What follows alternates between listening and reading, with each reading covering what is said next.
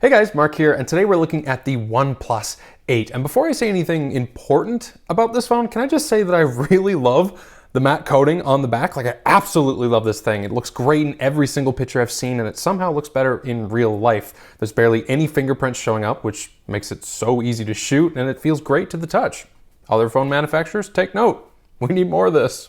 All right, now to more important things. OnePlus has always been a more budget to mid-range oriented brand that aimed to give you the best performance and flagship features at a much more affordable price point. I think the OnePlus 8 does follow in those footsteps, but to a lesser degree this time around. The design is definitely up to flagship standards with a near bezel-less display and a hole punch camera, glass back with that beautiful matte coating, and a painted aluminum frame that matches the glacial green color on the back. The whole phone feels premium for sure, and I'd stack it right up there with the Samsung S20 in terms of build quality and feel.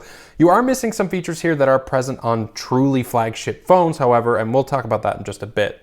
The display that OnePlus has gone for with this phone is a huge 6.55-inch AMOLED screen that caps out at a full HD plus resolution of 2400 by 1080, but runs at 90 Hz as opposed to 60. It has a pixel density of 400 pixels per inch, meaning the display is still decently sharp, but I would have liked to see the 1440p resolution with the 90 Hz display like the OnePlus 7 Pro had. Given that the OnePlus 8 Pro has a 1440p and a 120 Hz display, there still would have been enough differentiation between the two new phones, and the OnePlus 8 would have been an even more compelling phone at its current price point. The OnePlus 8's display is HDR10 certified, however, and both colors and contrast are very vivid and very accurate straight out of the box. The decision to go with a hole punch over the teardrop we saw on last year's 7T I think is fine. Some people think that the teardrop is a little bit less intrusive overall, but I suspect that this decision was entirely made because the hole punch is a newer trend and most people associate teardrops with older, more budget phones at first glance. The display does curve over the edges of the phone, however, it is a much less aggressive curvature than other phones, more comparable to the edges of, say, an S20 than something like the OnePlus 7 Pro, which I like.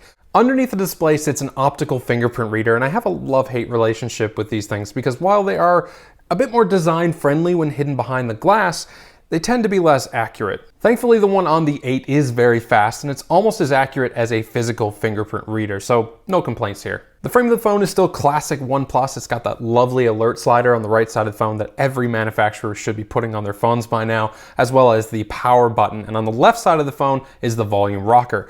On the bottom of the phone is the dual SIM card tray, a 3.1 Type-C port, and the speaker grill for the stereo speakers. Actually, let's talk about those speakers for a second because they deserve some recognition for sure. They sound really, really good. They have Dolby Atmos support for a more 3D sound effect. They're very loud and actually sound nice and balanced. I'd say they're close to on par with the iPhone 11 series, and those phones have some of the best speakers I've tested to date. That paired with the great display makes the OnePlus 8 a great phone for watching content on the go, whether it's movies with the HDR10 support or your favorite YouTubers.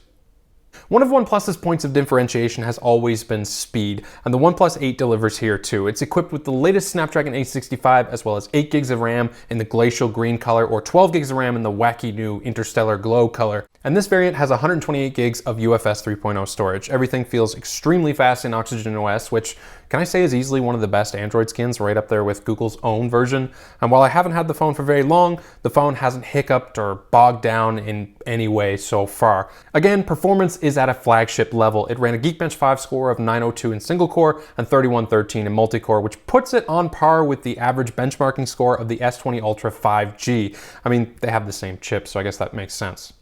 Now, let's talk about the cameras. In true OnePlus fashion, the cameras on the 8 just aren't that great. The standard 48 megapixel wide camera is good as it's the same IMX586 sensor that was on last year's OnePlus 7 Pro.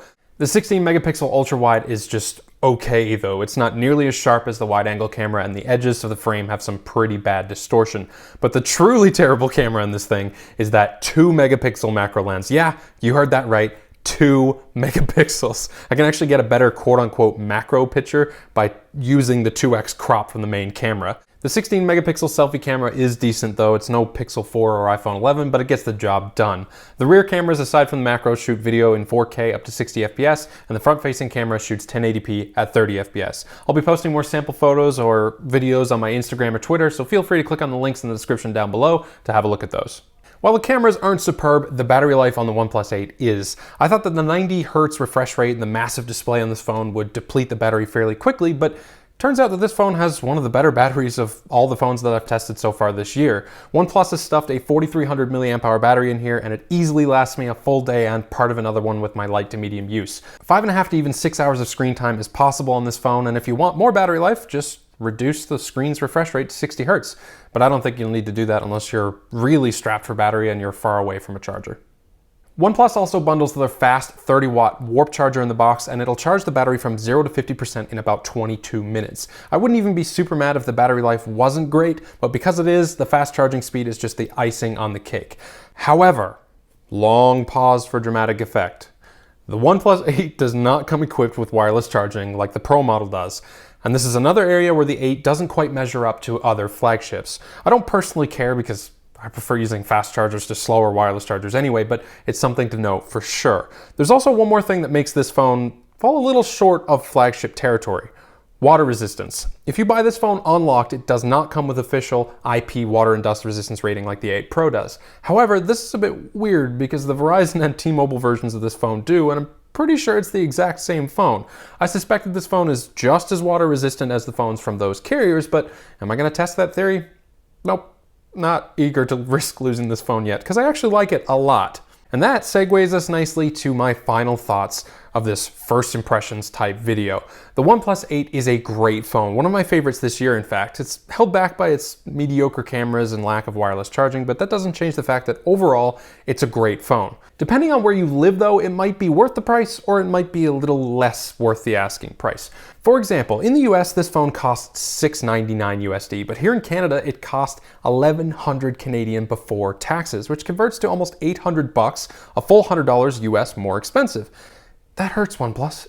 It really does. Regardless, I still think the OnePlus 8 is a great phone. The price still undercuts other 5G devices like the Samsung S20, and while I wouldn't consider it quite the flagship killer that the other OnePlus phones used to be, that doesn't stop the OnePlus 8 from being a great contender. If you like this video, please give it a like and subscribe to support my channel, and as always, have a great day.